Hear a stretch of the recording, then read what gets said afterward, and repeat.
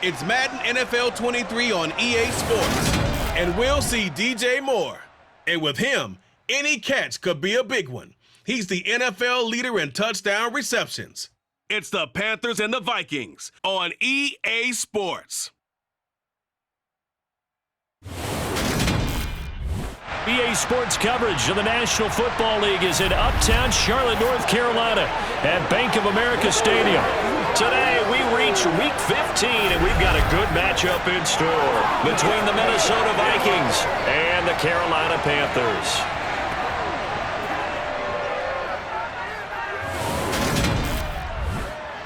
Brandon Gaudin alongside Charles Davis. CD, you look at the Vikings coming into play. They have a tremendous aerial attack, one of the best in the league. But they're going to face a stiff test here. I don't think that they'll face a tougher test all season long because this is the #1 defense in the NFL. A team that puts a lot of pressure on a quarterback.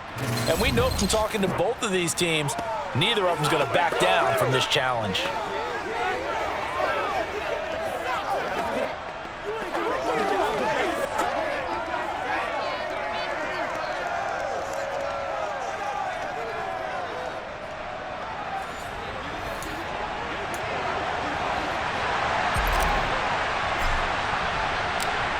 The ball on the tee, we're set for football. And off we go from uptown Charlotte.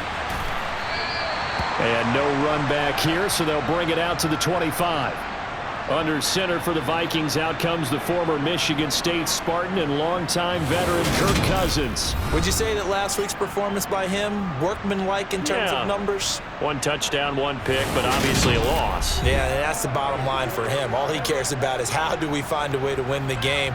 Maybe leans on a few other parts of the offense and hopefully springs a receiver or two free.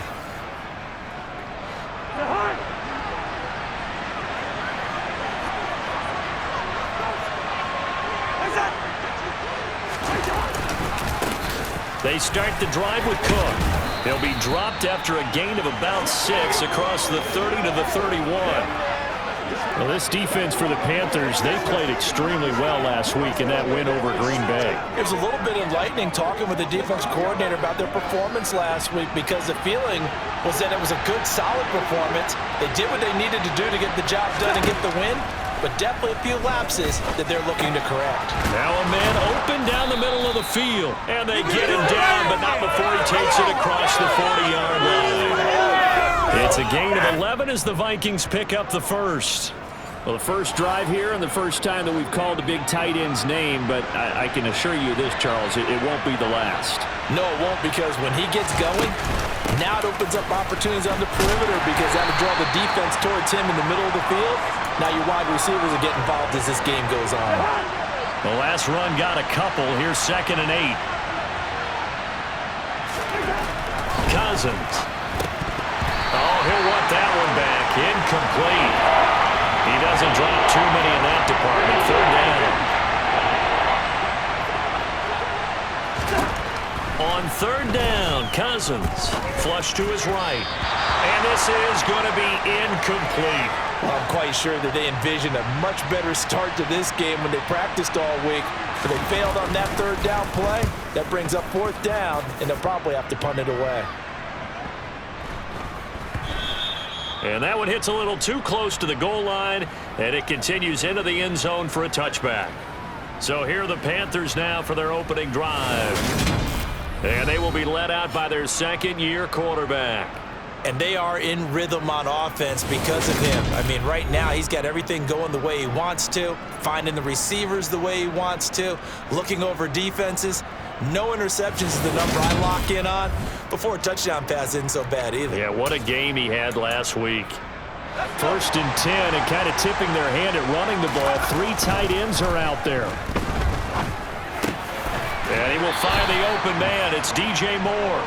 And he's taken down, but able to slip across the 35. That play going for 16 yards to start the drive. 1st down. Corral with it. 1st down here. He'll get this out wide here to McCaffrey. So the completion good for just 3. And that's going to bring bring up second down. The Panthers are 12-1 now to start play. And I tell you, it has been a few months now since they've tasted defeat, and they are without question the hottest team in football. And I'm really not sure who's going to beat them right now, because to me, they have to be the favorites to go all the way, because they're not just beating teams, they're dominating them. It's been fun to watch them play, not just in their winning, but how they're getting it done. The numbers for McCaffrey last week: 22 carries, 78 yards, and a touchdown. And when he went over 1,000 yards last week, you know what it did for their offense? It gave them a true identity, because everyone's going to talk about this. The offensive line's going to take pride in it. Of course, the guy carrying the football will. But how about the coaching staff? When they go in and talk contracts, when they talk to reporters, hey, we had a 1,000-yard rusher this year. That means something in today's NFL. Well, a momentary speed bump there with that throw, partner. The defense had other ideas, and they're trying to mount a small stand before this drive reaches the end zone. There's a ball thrown right side and complete. And he is out of bounds right around the 10-yard line. A good pickup there, 26 yards. Here we go now on 1st and goal. Corral yet again going to throw it. Caught on the slant. Touchdown. DJ Moore. Touchdown number 18 on the year. And the Panthers will jump on top with the game's first score here this afternoon. Well, these guys have won 3 straight ball games, and another good start to this one, out to the 6-0 lead. And I've talked with so many different coaches, as have you, along the way, and they always talk about winning streaks and the mood of a team and how much easier it is to actually prepare during that time. Guys are sharp, guys are focused, everyone's feeling good, and we're seeing it early in this one. Out is the kickoff unit as they run up and send this one away. And no effort to bring this one out. It's a touchback. Here are the Vikings now to start their next drive as we grind toward the end of the season here, and they haven't had the season that they had hoped. So let me ask you to play GM. Where might they look to make some changes? I think when you look into the upcoming draft, think hard about them drafting multiple offensive linemen. They've got to get stouter up front.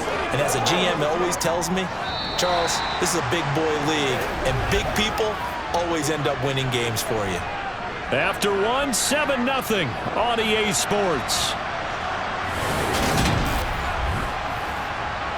The Vikings with the football here to begin the second quarter, as they've got it with a 2nd and 3 forthcoming.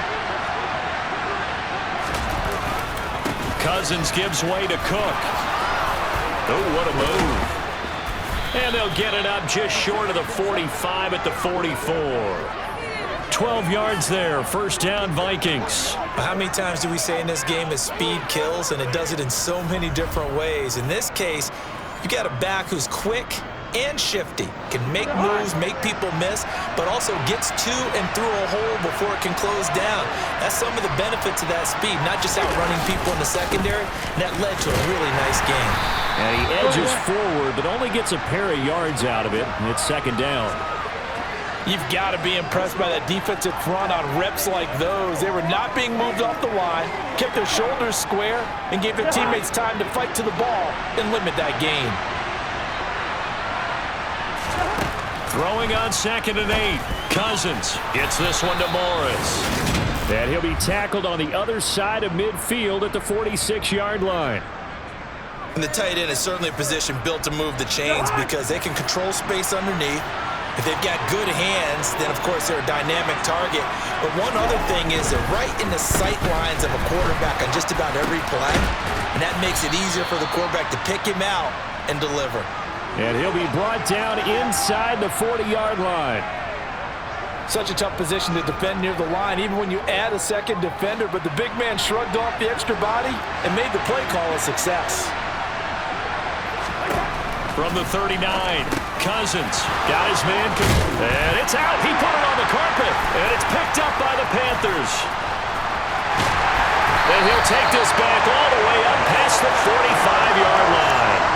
Obviously, you got to hold on to the football, but I've got to give credit to the defense there. Good job of knocking it free. Yeah, because a lot of the time we just blame the offensive players for not taking care of it.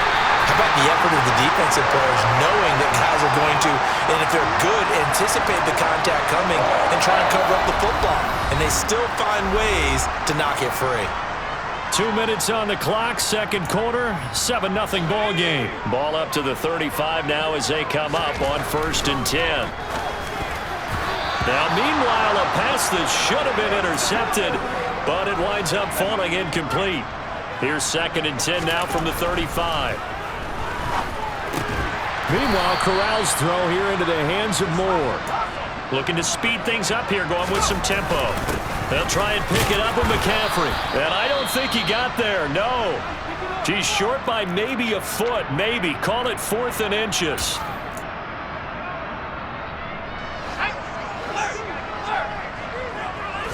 Corral going to sneak it. And they will touch him down, but not before he gets the first.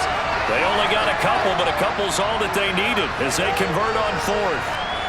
Only needed a few inches to pick it up and get behind your center and burrow forward like he did. And remember what the GMs have told us?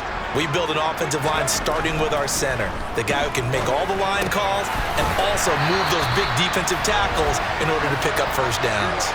A good-looking drive so far for the Panthers and a first down here. Solid catch there for a man who's been so brilliant this year. Worth pointing out, as we were talking about earlier, there has never in the 60-year history of the award been a pass catcher, tight end, or wide receiver that has taken home the MVP trophy. And the best receivers I've talked with, they know that stat, and it drives them crazy because they understand that without a quarterback, they don't make the plays that they make. They also don't feel like they get enough credit for bailing out some of the throws the quarterbacks make. Absolutely. Takes 2 to tango. 6 yards on that last play. Here's 2nd and 4. And it'll be caught in the end zone for the Carolina touchdown by DJ Moore. A great effort there. With his 19th touchdown, his 2nd of the game. And the Panthers will extend their lead in the final minute of the half. Gonzalez good on the extra point, and that'll make the score 14-0. So that drive in total 8 plays. And it concludes with a touchdown reception by DJ Moore.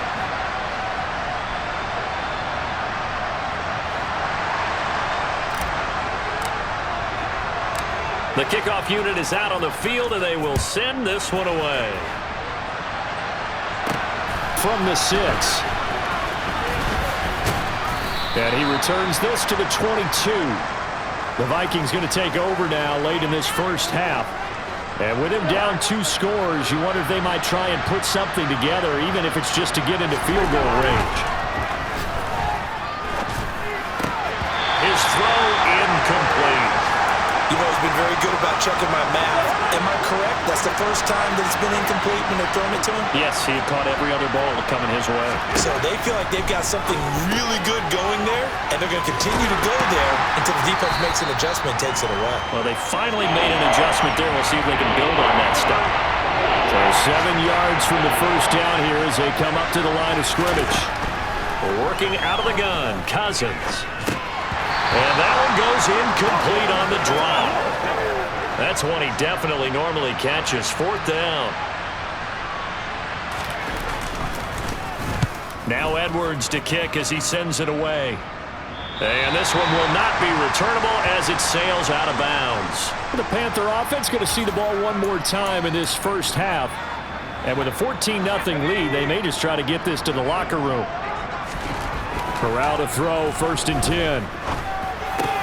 Over the middle, complete. That's Moore. And they get him down, but not before he takes it across the 40-yard line. Now the Panthers going to use the first of their timeouts as they'll stop the clock with 12 seconds to go in this first half.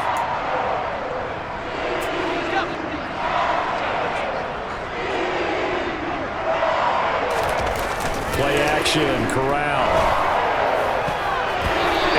Incomplete, 7 seconds remaining. Well, he certainly thought he had a window to push that ball downfield, but as soon as he released the throw, the corner was there to slam that window shut. On the play fake, Corral. He's going to look deep for more. And it's knocked away and incomplete. Certainly no lack of aggressiveness here. They were hoping for the home run play to get them 6 points. They're hoping for a catch, maybe a call, but they figure they can at least get into field goal range with a completion. Now yet another incompletion here as they fail to connect on third. So it's halftime here in Charlotte with the Panthers out on top. As we'll send you down the coast now to Orlando, that's where we find Jonathan Coachman ready with our EA Sports Halftime Report. Coach. We'll get started over at Mercedes-Benz Stadium in downtown Atlanta. And it's the Seahawks who have the lead in that one. The Seahawks trying to gut this one out as it would be a good victory for them if they could get it. Next, we head up to the Windy City. Check on the Bears at home, Soldier Field. And they lead the visiting Denver Broncos at the half. Darnell Mooney, 2 touchdown catches in that first half alone. Lastly, let's motor up to the Motor City. See what's happening with the Lions at home at Ford Field. And you can see they trail in that matchup against the Tampa Bay Bucks. The Buccaneers trying to hold on and claim victory. With that, we take a look at the next-gen stats in that first half for the Vikings. And they will need to get this passing game in gear because they did not do much of anything in that first half. And it's why the scoreline is what it is. Meanwhile, for the Panthers, they had a little more success than their counterparts did in the passing game, as evidenced by the numbers there. Each team making their final preparations for this second half. We're about ready, too, as we'll send you back up to Charlotte and rejoin Brandon and Charles at Bank of America Stadium.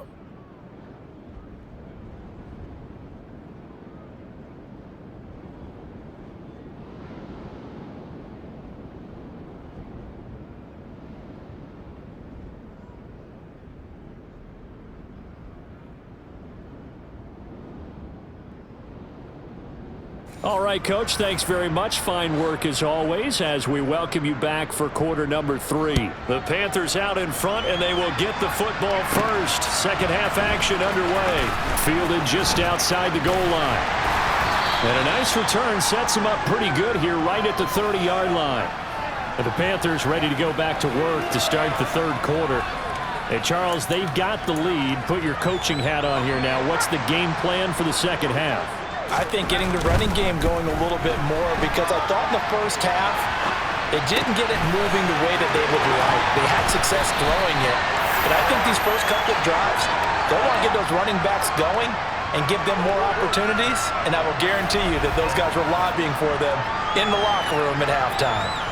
When they've needed a play this year, he's certainly been the guy to deliver it. As this season has gone on, he's been awfully consistent and sometimes spectacular. So how about that for a chain mover? They're all the way down inside the 40 now for 1st and 10. And he's going to get a solid gain of 9 before being brought down. Second and right at a yard.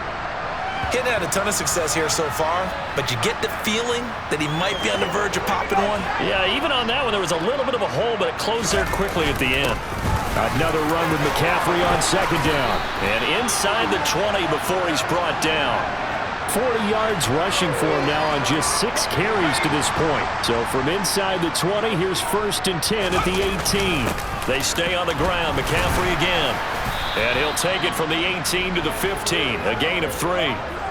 I do know from experience that when you slow down someone's running game, you're now doing the dictating on defense. And guess what? Now you're getting ready to tee off on their quarterback because they have to throw it all the time.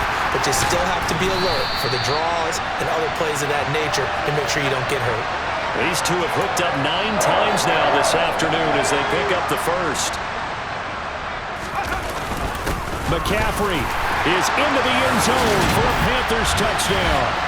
So they brought the extra bulk in down on the 1-yard line, and they're able to push this one across. Yeah, I can just see your face right now because I know we're mind-melding on this one. Coach Madden would love this. Power football, hat on a hat, chest to chest, driving forward, touchdown.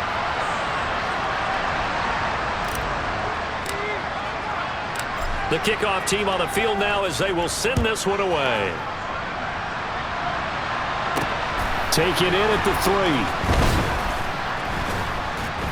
3. And he'll get it up just past the 20 as his guys will go to work at the 21-yard line. It's the Vikings' turn on offense. We get ready for their first possession of the second half. 1st and 10. Cousins. Forced out to his left. Nothing open downfield, so he'll throw it away. I'm sure it was a tough halftime trying to figure out some strategy to get things going, trailing by a lot when they went into the locker room. He's just trying every avenue to spark his team here to begin the third quarter. Not a lot going on that play, though. And this has been a familiar sight all afternoon as they stop him behind the line. It'll be a loss of a full 3 yards there, and it also brings up 3rd down. Now Cousins. That one thrown away from the pocket. The officials kind of looking at each other, but they'll say there was a receiver in the area, so no penalty, just an incomplete pass. Averaging over 50 yards a punt so far as this one's away. We'll call that a punt of 54 yards. Well struck. And the Panthers will take over now, 1st and 10. Here's the Carolina offense as they get ready to take over here. And now you've got the clock winding down here in the 3rd quarter. You're 3 scores to the good. What's your approach on this drive? Too early to fully commit to playing the clock game. Yet at the same time, you're also not going pell-mell like you would in 2-minute offense. This is what NFL offenses call 4-minute football. Take the clock out of the game a little bit, wind it down, but at the same time, keep advancing the ball down the field. And he's got McCaffrey open, complete. And they'll get this down to around the 47-yard line. Just about every quarterback is trained to really look downfield first before you come back and make a nice, safe throw. And in this case, that's exactly what he did. Found his running back, let him create some space, and it turned out to be a nice play for the offense. And this is going to turn into another 1st down as the tackle is made at the Vikings' 31-yard line. And they're not going to get to the line to run another play. So we will switch ends as the 3rd quarter has come to a close. And we're back now in Charlotte. A lot of happy faces in the crowd at this point as their guys have a big lead here to start quarter number 4. And room there to work it inside the 25. And quickly they get to the line. 2nd down and right back to McCaffrey. And he'll be brought down at the 21, just shy of the 20 in the red zone. On 1st down, this is McCaffrey. And he's going to get this one down inside the 15. 62 yards on the ground for him so far. So they'll come up after the gain of 7 on a 2nd and 3. Complete on the quick throw to Moore. And the Panthers are looking at 1st and goal as he's tackled all the way down at the 2-yard line. When you have someone throwing it that well, that confidently, to call the game in fear at all, do you?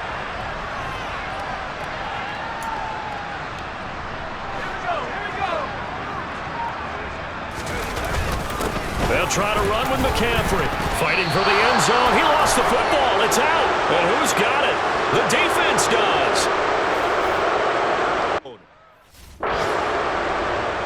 And now, as with every potential turnover, they're going to take a second look at this just to make sure. Now the question, was the knee in fact down before this ball comes loose? And is the video convincing enough to overturn it? A lot of factors here. Remember, you also need clear. So that one overturned. They say the knee was down, and that will not be ruled. And he's going to blow his way in for a Panther score.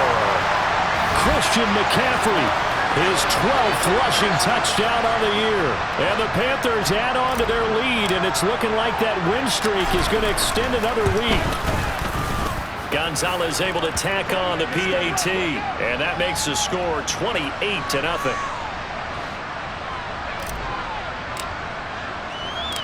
Set now to kick this one away, and off it goes.